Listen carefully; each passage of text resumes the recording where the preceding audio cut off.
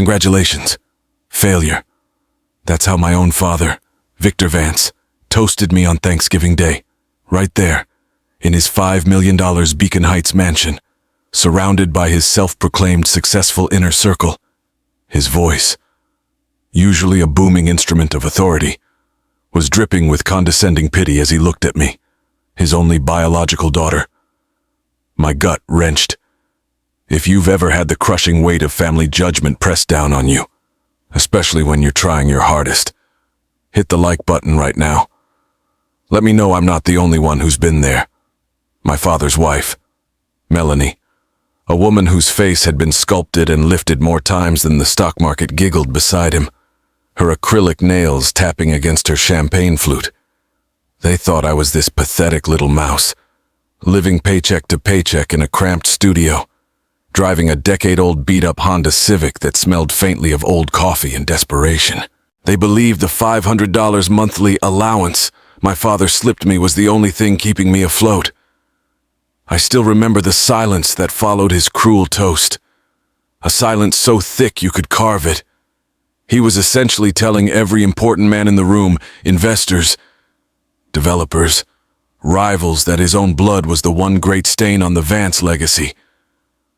But what none of them knew, what froze the blood in my veins with an exhilarating, terrifying power, was that tucked inside the simple manila folder I carried was the signed legal documentation proving that I, Elara Vance, the supposed failure, was the true owner of the very house they were standing in. I owned the 3 luxury cars parked in the garage, and most devastatingly, I held the majority stake in the construction company my father was so smugly toasting. It was a setup, a brutal game I had been playing for years, the invisible heiress watching her family destroy themselves with their own arrogance. If you've ever had a moment where you saw the truth about someone you loved, and it shattered you, comment invisible below. I want to know who else feels seen right now.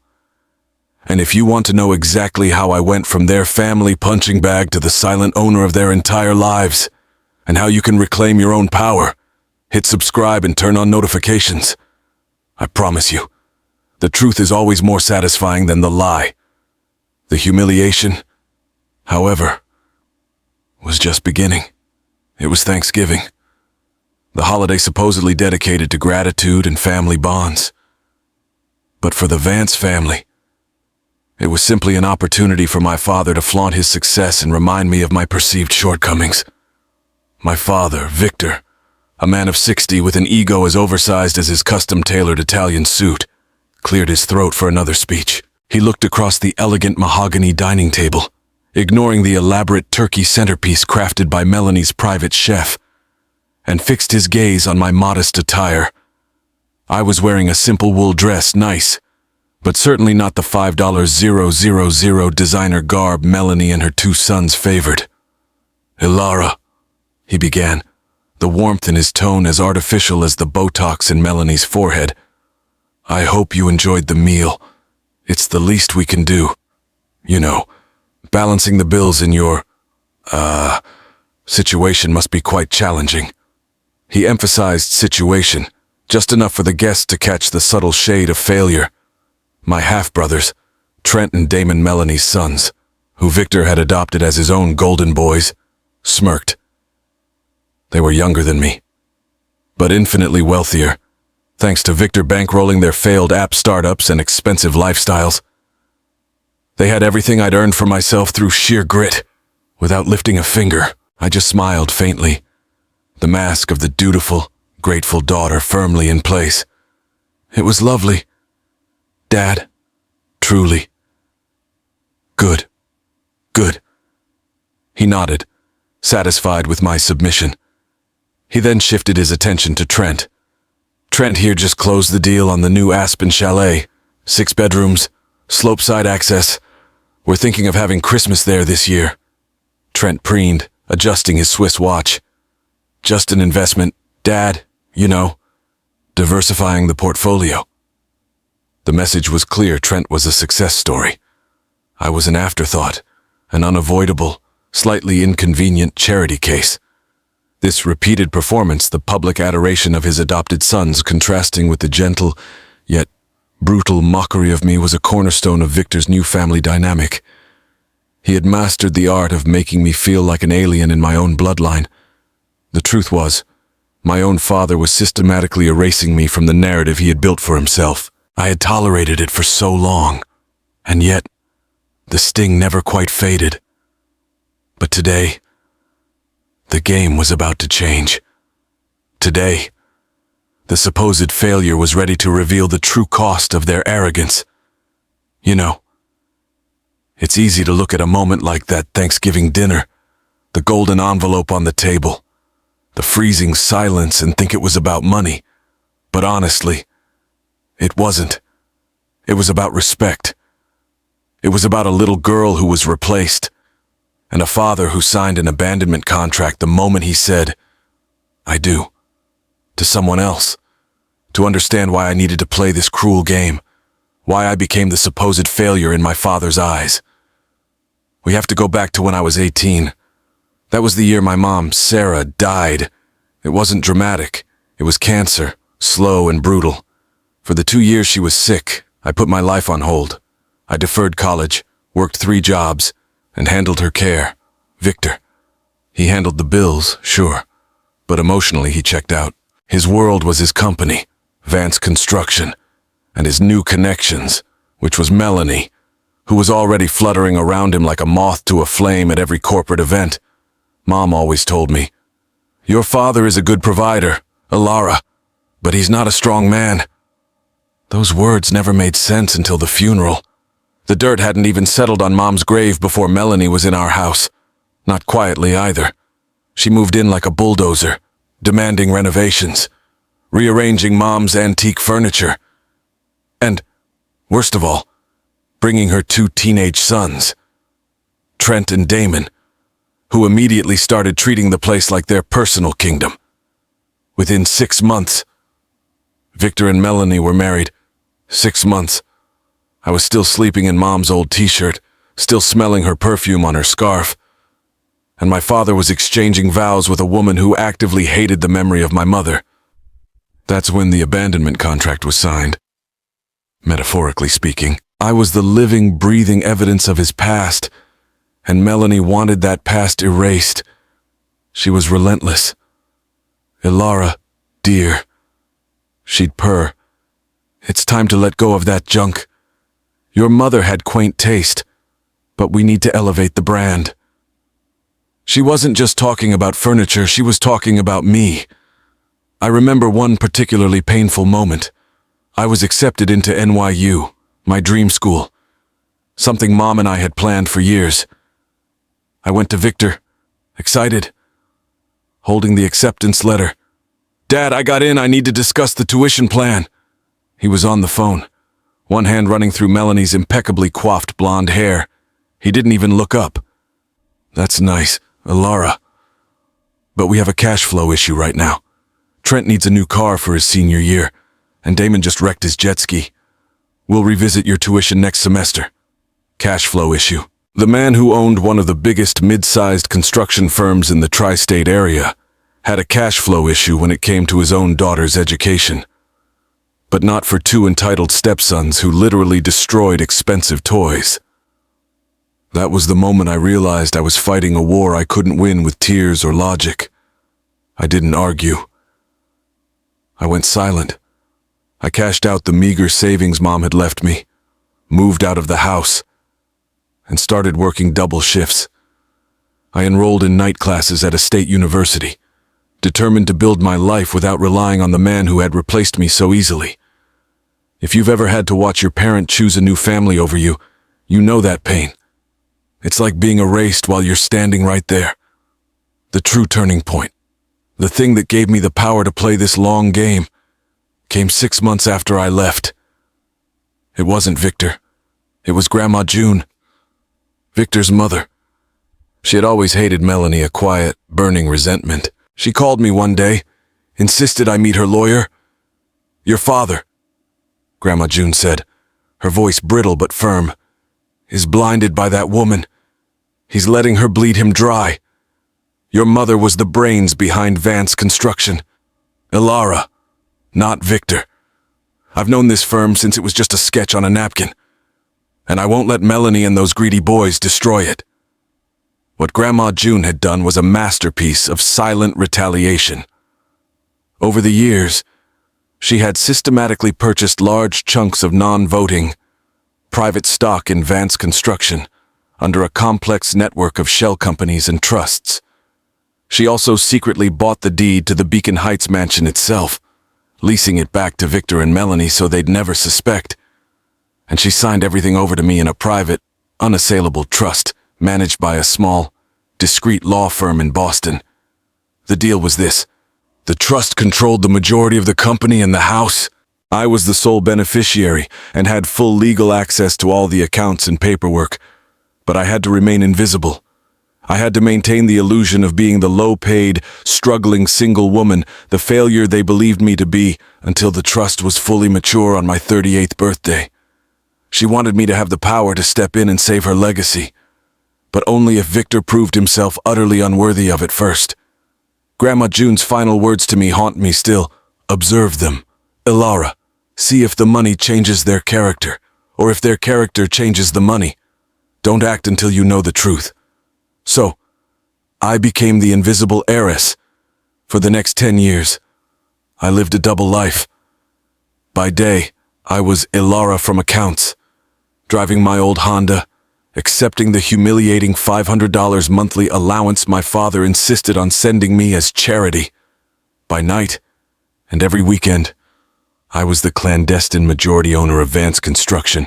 I worked closely with Grandma June's lawyers and accountants, poring over the firm's books, and what I saw broke my heart all over again. Victor wasn't running the company. He was funding Melanie's extravagant lifestyle. Trent and Damon were given executive titles but barely showed up, instead using company funds for lavish trips and consulting fees. The company's soul, which my mother had built, was rotting from the inside out. And Victor, he wasn't even a good villain. He was just weak. He let Melanie dictate every major decision, including his relationship with me. He stopped calling on my birthday. He skipped holiday meals unless Melanie approved the guest list. He treated me with that suffocating, pitying disdain, convinced that without his charity, I'd be sleeping on a park bench. That's the foundation of the resentment. It wasn't about the $500. It was the fact that I was actively saving his legacy, working harder than he had in years to keep his company solvent, while he publicly dismissed me as the failure. He was essentially living off my strength and generosity, all while mocking my supposed weakness. He didn't just replace me. He built his new life on a mountain of lies, and I was the only one who saw the foundation cracking. And I kept quiet, waiting for my 38th birthday, waiting for the moment when my power became absolutely undeniable. That day, Thanksgiving, was exactly 3 weeks after my birthday. The time for observation was over.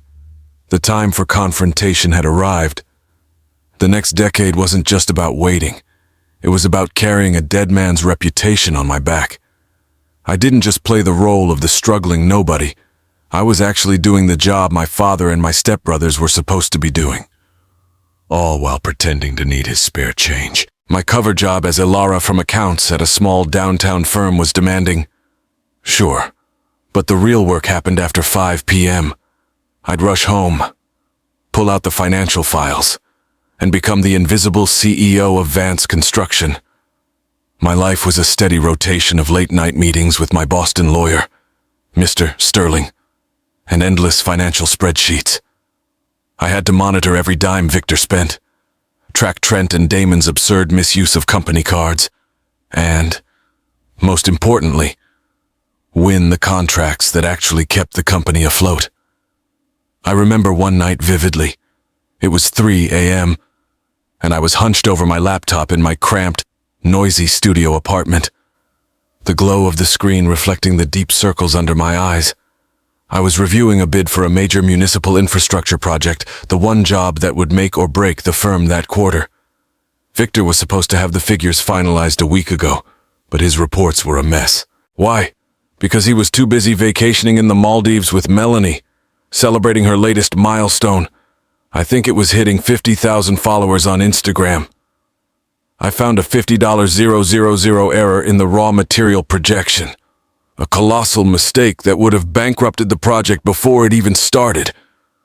My heart pounded. Not with fear for my own money.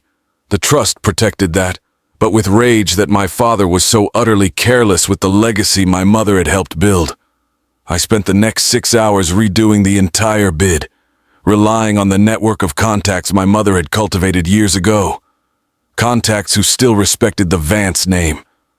Not knowing the real owner was the person they routinely ignored at Thanksgiving dinner. I didn't just fix the bid. I refined it. I found innovative, cost-saving measures. I used the kind of sharp, focused thinking that comes from having everything to lose, and we won the contract. Victor, oblivious, emailed from the beach. Good work. Ilara, tell the accounting team they did well. I knew my leadership was strong. The sheer hypocrisy of that statement almost made me scream into my pillow. He took the credit, and I swallowed the pride. Because the rules of the game, Grandma June's rules, required me to stay invisible, to let him believe he was still the successful patriarch.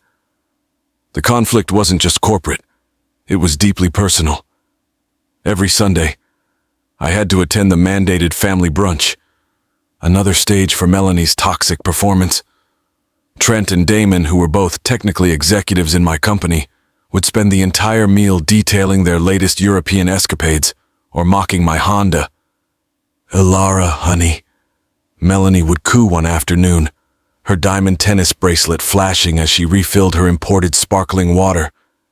We were just discussing our new charity gala. It's for the Aspiring Women's Fund, a foundation for women trying to start their careers. You should come. Maybe you could even get a nice dress on clearance. You know, network a little. She spoke to me like I was a high school intern, needing a handout.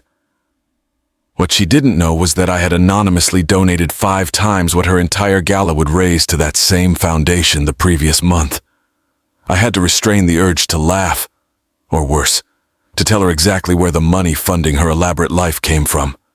My internal monologue during these dinners became my true sanctuary. Melanie, you're talking about my money. Trent, that yacht you crashed. I paid the insurance deductible.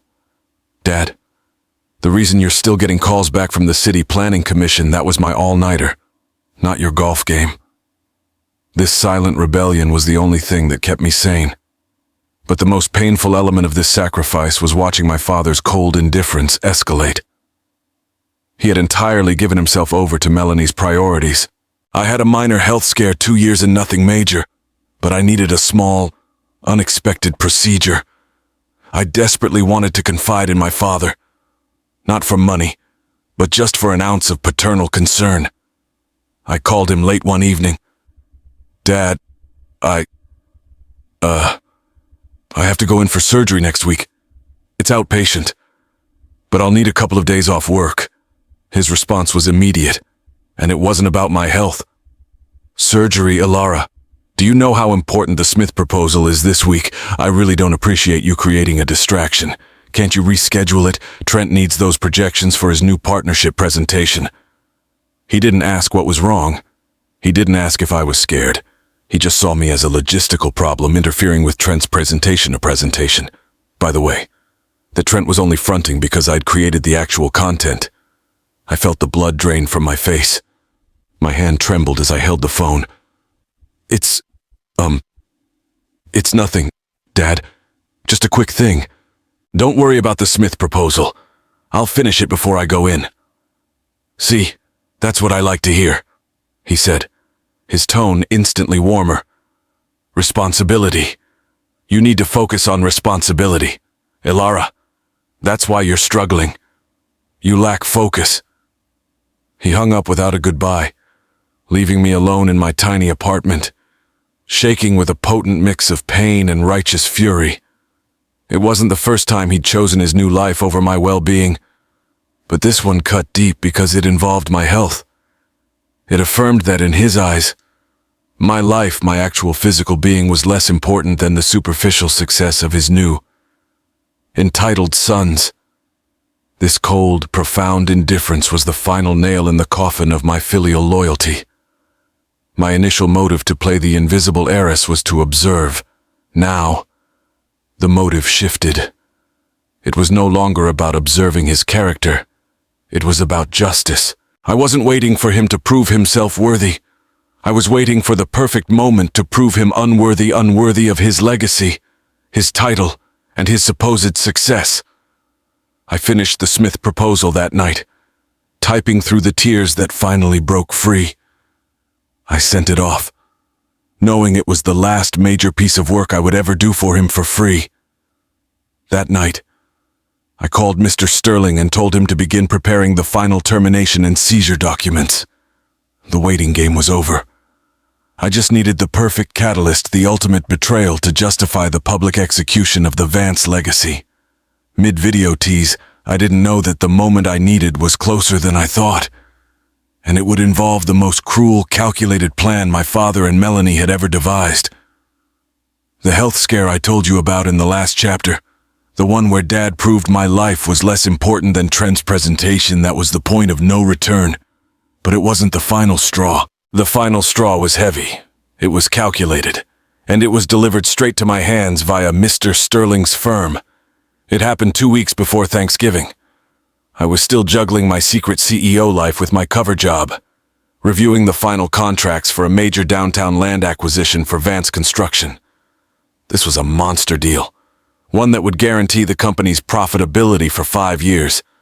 But it was also incredibly risky. Victor, blinded by arrogance, had signed off on the purchase without thoroughly checking the environmental reports. I spent 3 weeks quietly mitigating the environmental risks and renegotiating the terms under the umbrella of the trust's legal power, saving the company from a multi-million-dollar lawsuit. I sent the final corrected contract package over to Victor for his ceremonial signature, along with a discreet memo urging him to review the mitigation clauses. 2 days later, Trent called me. Trent never called me. "Hey, Ilara, listen. Dad asked me to handle some paperwork for the big downtown land deal. He's busy with Melanie's charity auction prep. Can you just email me the final summary I need to look smart for the board meeting?" I sent him the summary, confirming that all due diligence had been completed. I felt a pang of weary disgust, knowing he was taking credit for my exhaustion. But that was the game. The real shock came an hour later. Mr. Sterling, my Boston lawyer, called. His voice, usually calm and measured, was tight. "Ilara, I just received some unsettling documents from a source inside Victor's legal team. They're trying to move against you. We need to talk immediately." I rushed to his local satellite office, my heart hammering a chaotic rhythm against my ribs. When I sat down, Mr. Sterling slid 2 documents across the polished mahogany desk. The first was a formal resolution, drafted by Victor's lawyers, proposing an emergency hostile buyback of all minor shareholder stock in Vance Construction. They were trying to force me and anyone else with a small piece of the company out. The stated reason to streamline the capital structure ahead of the big land acquisition. The real reason they knew the trust's majority stake was registered under hundreds of tiny, anonymous shell companies, and they were testing the waters to see if any of those small pieces belonged to the nuisance of Ilara Vance. They think they can offer you pennies on the dollar to sell your meager savings shares. "Mr. Sterling explained, adjusting his glasses. "They're calculating that anyone living on a $500 allowance would jump at a lump sum of $20,000. I swallowed the lump in my throat. $20,000. That was their price for erasing me completely. But the second document was the real gut punch.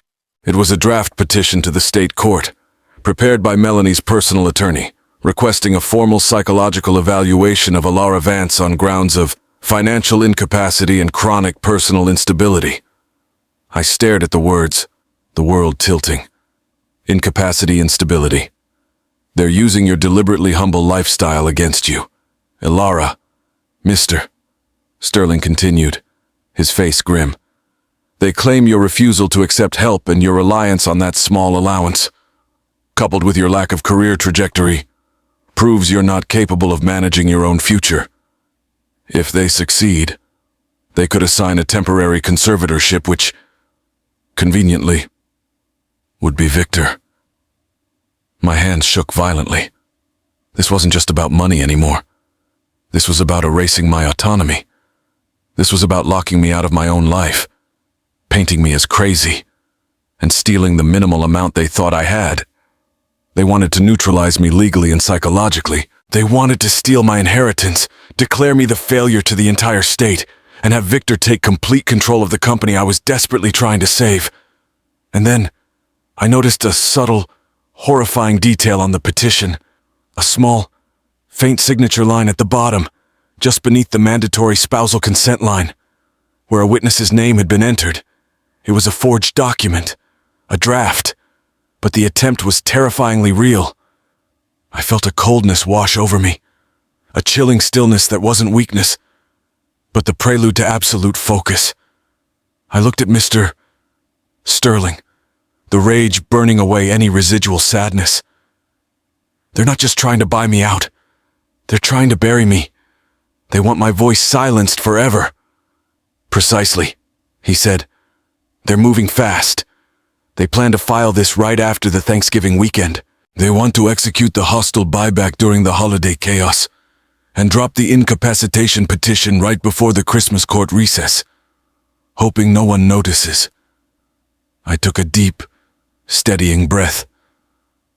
The feeling of betrayal, the final, absolute knowledge that my own father was complicit in calling me mentally unfit just to steal from me, was liberating. The emotional chain snapped. My decision was made. "Mr. Sterling," I said, my voice shockingly calm, "we're not going to fight this petition in court. We're going to use it. We have 2 weeks until Thanksgiving. I want you to prepare the documents for immediate transfer of control and seizure of all assets. I want the deeds, the car titles, and the corporate resolution confirming the majority owner is removing the current management. I want them signed and sealed in one package. I needed the scene to be perfect. I needed the moment to be undeniable. I needed Victor and Melanie to face the absolute truth of who they were, surrounded by the very people whose respect they craved. The Thanksgiving dinner, my father's annual public display of arrogance, would become the stage for their downfall. "I need one more thing," I told Mr. Sterling, a small, terrifying smile touching my lips. "I need you to attend Thanksgiving dinner at the Vance mansion.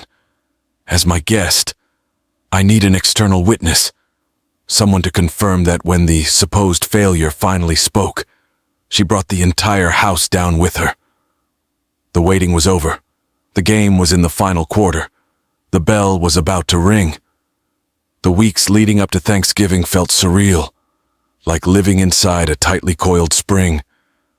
Victor and Melanie were moving with that frantic, self-assured energy of people who think they're about to win the lottery. They didn't know the lottery ticket they held was counterfeit, and I was holding the winning numbers. I played my role perfectly. I called Melanie to confirm my attendance, sounding meek and overly grateful. "Oh, thank you so much for the invitation, Melanie. I'd love to come. I'm just so happy to be included." "Yes, dear," she chirped, completely missing the sarcasm. "We just want to make sure you're comfortable during the holidays. We have a few documents we need you to look over. Just routine family paperwork. Nothing to worry your little head about." Routine family paperwork. That was their code for the hostile buyback and the first step toward the incapacitation petition. They were so confident that the illusion of the supposed failure was unbreakable. Thanksgiving morning, I dressed meticulously, not in the drab budget clothes I usually wore for the illusion, but in a tailored charcoal suit, simple, powerful, and utterly devoid of adornment. It was the uniform of the invisible CEO, and it felt like armor. I kept the golden envelope containing their literal doom tucked securely inside my clutch. I drove my beat-up Honda Civic one last time to the mansion, parking it conspicuously among the row of gleaming luxury cars. When I stepped inside the Beacon Heights mansion, the atmosphere was thick with forced cheer. The air smelled of expensive roasting turkey, truffle oil, and Melanie's desperation for social approval.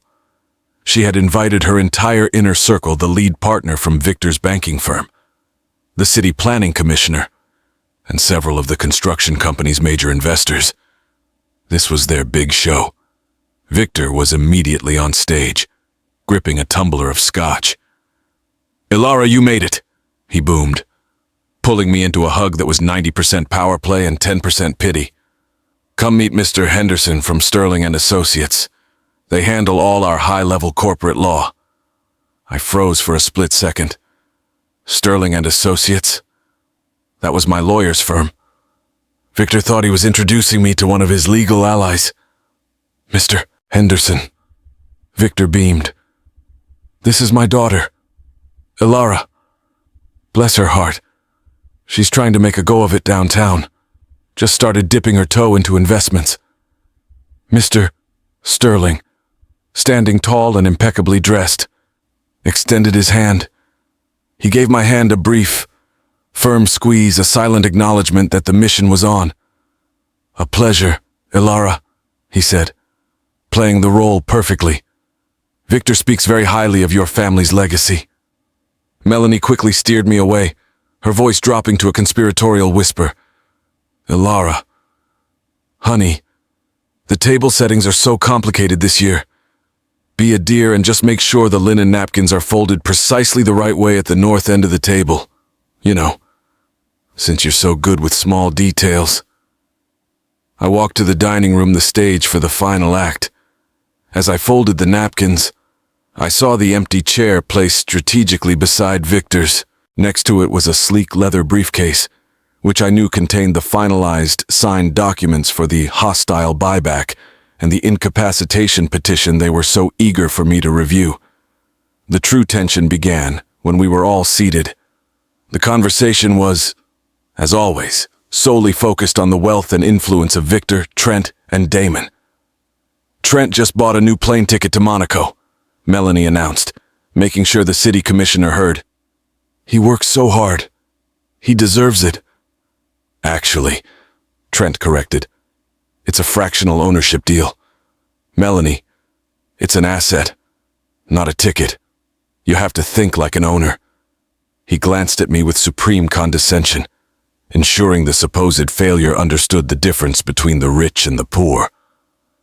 Victor then cleared his throat, tapping his fork against his water glass. "All right, everyone, before we carve the turkey, I have a small family matter to handle, which is why I invited our esteemed friends here today. It concerns the future of our legacy." He slid the leather briefcase closer to him, opening it with a theatrical flourish. "Ilara, dear, since you're here and since you've done such an admirable job of staying afloat on your own, I wanted to finalize some paperwork. It's about merging some minor, outdated shareholding structures into the main portfolio. I just need you to look over these 2 pages and sign at the bottom. It helps us streamline the company." He pushed 2 documents towards me, the hostile buyback offer for my meager shares and the preliminary release form for the psychological evaluation. The very documents designed to paint me as mentally and financially incapable. My stomach twisted, not with fear, but with the cold, hard certainty of justice. This was it, the absolute peak of their calculated cruelty. They weren't just taking my money. They were attempting to strip away my fundamental rights as an autonomous human being, right there, in front of their biggest allies.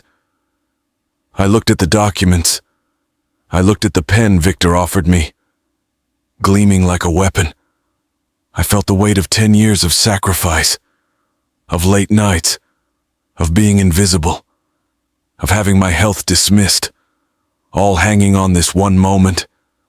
And then I smiled, a genuine, terrifying smile that wiped the arrogant smirk right off Victor's face.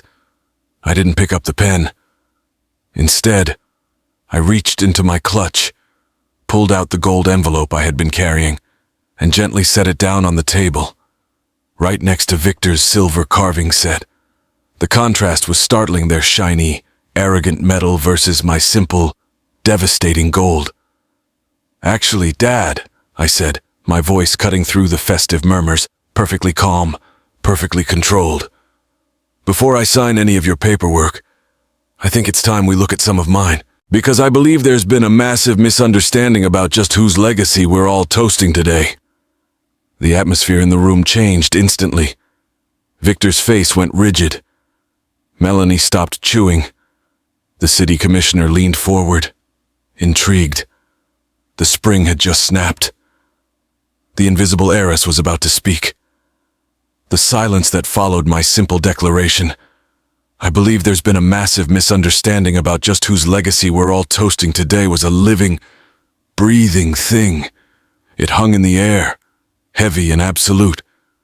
You could literally hear the distant hum of the kitchen staff and the nervous cough of the city planning commissioner. Victor was the first to break. But not with panic. With pure, unadulterated contempt. "Ilara, stop this ridiculous melodrama right now," he hissed. His voice low and dangerous. Worried about the audience. "You're ruining Thanksgiving. Put that folder away before I have you escorted out. And Trent, call her landlord. Double her allowance for the next month if she apologizes right now." Melanie, however, had gone pale. She had seen the gold envelope before. Years ago, when Grandma June briefly held a similar one. She leaned in. Her eyes narrowed with sharp suspicion. "What is in that, Ilara? Some kind of pathetic will update from your mother. I didn't answer them." I just slid the gold envelope open with my thumbnail, savoring the crisp sound of the paper tearing. I looked directly at Mr. Sterling, who gave me an almost imperceptible nod, the signal that all systems were green. The transfer of ownership was now legally active and irrevocable. I pulled out the first document and held it up, flat against the glare of the chandelier. "This," I announced, my voice cutting through the room like shattered glass, "is a corporate resolution, signed an hour ago by the majority shareholder of Vance Construction. It names a new CEO, effective immediately, and formally removes Victor Vance, Trent Vance, and Damon Vance from all executive and fiduciary positions." The partner from the banking firm choked on his wine. Victor sprang to his feet, knocking his chair backward. "That's impossible. I own 70%. I'm the founder," he roared. But his eyes were darting to the name of the law firm on the document, the same firm that managed Grandma June's trust. He was starting to connect the decade-old dots. "You own 32%, Dad. My late grandmother, June Vance, purchased 58% of the outstanding shares over the past 15 years through various blind trusts. She signed it over to me on my 38th birthday. The remaining 10% belongs to loyal managers who were horrified by your recklessness." I paused, letting the reality sink in. "So, no, you haven't been running your company for years. You've been running mine," Melanie gasped, a sound of pure, visceral horror. "The company, but the house. Victor, we own this house." I smiled, a cold, empty smile that didn't reach my eyes. I pulled out the second document. "This is the deed of trust for the Beacon Heights property," I stated, placing it gently next to the spilled wine. "It confirms that the legal owner is the June Vance Irrevocable Trust, the same trust I control. You've been leasing this home, Dad, and the lease agreement stipulated that in the event of gross corporate negligence, the property is immediately repossessed. You just handed in the paperwork proving that negligence last week." Victor staggered back, his face a mottled mask of red and white.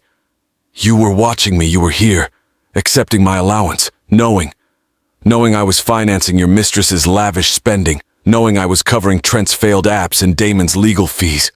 "Yes, Dad, I knew. But that wasn't the worst part." I pulled out the third document, the revocation of vehicle titles. "And finally, those 3 Mercedes-Benz cars outside. They were bought through company accounts controlled by the trust. Their titles were revoked an hour ago. They're being towed right now." That's when Melanie truly broke. She let out a hysterical, high-pitched scream. "But the evaluation, you can't do this. We have the petition. We're declaring you financially incapacitated. The final, crucial piece of their calculated cruelty. I reached for my clutch one last time, pulling out a small recording device. I looked at the city commissioner, at Mr. Henderson, my lawyer, and at Victor. Before we wrap up, I said softly, I want you all to hear why I had to do this. This is a private conversation between Victor Vance and Melanie Vance, recorded 4 days ago. I pressed play. Melanie's recorded voice, smug and chilling, filled the stunned room. She's so stupid, Victor. That $20,000 will convince her to sign anything. Once she's declared unstable, we take control of everything. And she can't contest the will. We'll just tell everyone the failure finally snapped. Victor's recorded voice followed, heavy and resigned. Just make it quick, Melanie. I don't care about the money, I just need her gone. She's an embarrassment. The room plunged into absolute darkness again. The city commissioner stood up slowly, looking disgusted. Mr. Henderson simply nodded, confirming the validity of the recording.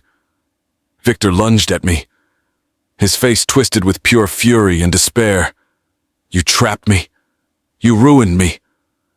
I didn't flinch. I let him see the cold, empty space where my heart used to be when it came to him. You signed the abandonment contract 18 years ago. Dad, I just enforced the ejection clause. You didn't care about the money. You cared about my silence. You called me a failure, but you were willing to steal my last $20,000 and certify my insanity just to protect your ego. I turned to Mr. Sterling. Mr. Sterling, please escort the former owner and his wife out of my home. They have 2 hours to remove personal belongings.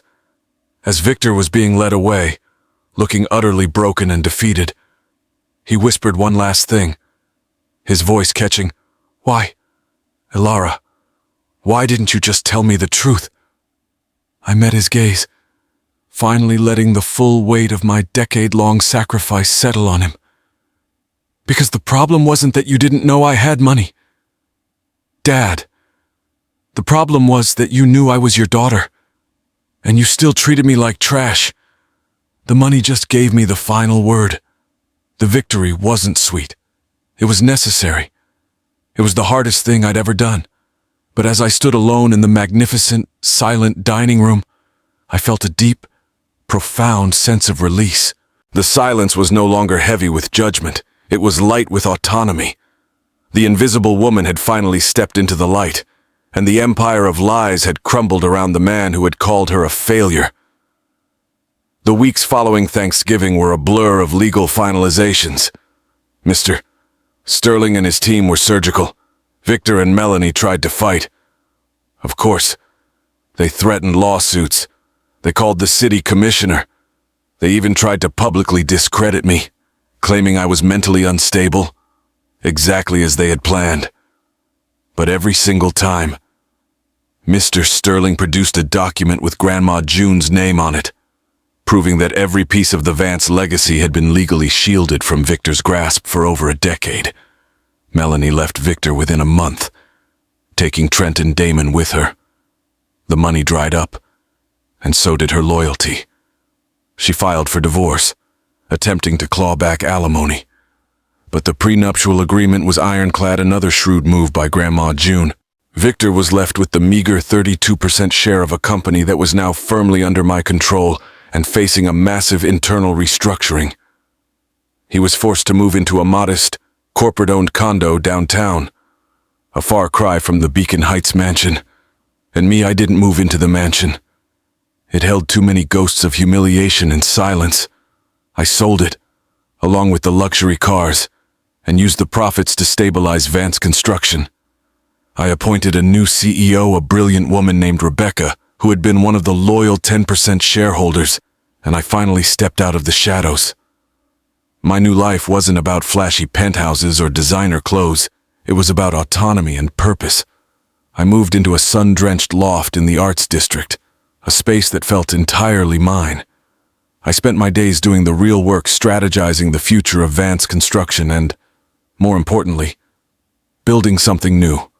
I started a nonprofit initiative called The Invisible CEO to help other women, especially those over 40, who are underestimated, sidelined, or financially manipulated by family members or male counterparts. We provide legal guidance, financial literacy training, and mentorship. The irony is, Victor's attempt to call me the failure and discredit me financially became the foundation of my greatest success. One afternoon, about 6 months after the Thanksgiving showdown, I got a call. It was Victor. He didn't use an intermediary, he called me directly. Ilara. His voice was hollow, stripped of its arrogance. I know I have no right to ask this, but can we meet just to talk? I agreed. We met at a neutral coffee shop, one that definitely didn't sell $10 lattes. When he walked in, I barely recognized him. The expensive suit was gone, replaced by worn khakis. The swagger was replaced by stooped shoulders. He looked old, tired, and profoundly lonely. "I'm not asking for the money back. Ilara," he said immediately, sensing my armor. "I just need to understand. Why did you wait? Why the decade of silence? I didn't give him the corporate answer. I gave him the honest one. I waited because I needed to see if the man who loved my mother was still inside the man who replaced me. I confessed, the old pain finally dulling to an ache. I waited to see if you would ever notice my competence, my effort, my life, without the expectation of payment. When you dismissed my surgery, when you signed that petition to call me insane, that was my answer. You didn't care about the company, and you certainly didn't care about me. You cared only about the lie." He broke down right there, in the middle of the coffee shop. He didn't cry for the money. He cried because he realized he had lost something far more valuable, his last chance at genuine connection. He had willingly alienated the only person who had been actively protecting him. I didn't offer him forgiveness. Not yet. Forgiveness is a journey, not a transaction. I told him, if you truly want a relationship, Dad, you need to prove you're changing the man, not just regretting the consequences. That means rebuilding yourself with honesty and respect. I haven't seen him since, but I get periodic, short emails from him now. They are usually just simple updates about his new hobby, or asking a genuine, non-financial question about my work. That's enough for now. The greatest triumph wasn't taking the company. It was realizing that family isn't blood. It's a choice, defined by mutual respect.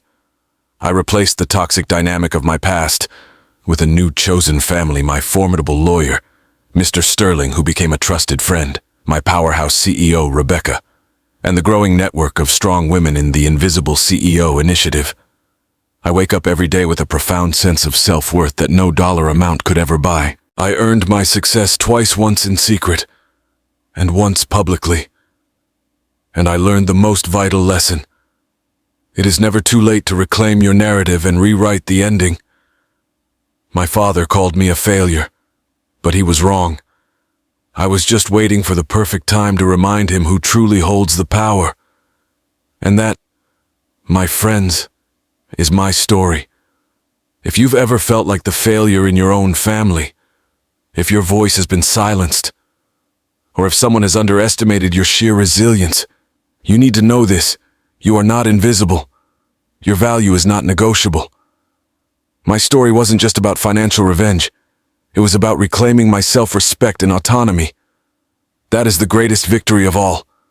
If this story resonated with you, if you felt that surge of relief when justice was served, then please do 2 things for me right now. Hit the like button to send a clear message. We stand for justice and respect. Comment autonomy below. Tell me one small thing you're doing this week to reclaim control over your own life. And most importantly, I need you to subscribe. We share stories of incredible people who fought back against manipulation and took control of their destiny, turning pain into power. Don't miss the next chapter in the fight for respect. Subscribe now and join the movement to become your own CEO.